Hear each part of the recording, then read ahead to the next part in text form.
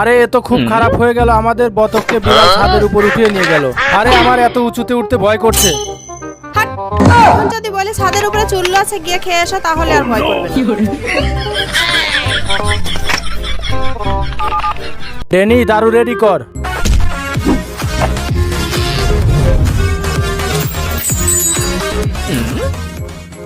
ও মাই god, তাড়াতাড়ি ওদেরকে জানিয়ে দিতে হবে, নইলে সবকিছু তছনছ হয়ে যাবে। তুফান আসছে, তাড়াতাড়ি ভাগো। তোমরা দুজন লুকিয়ে পড়ো, আমি ওকে সামলে দিচ্ছি। হে হে হে, জনি ভাই এখানে নেই।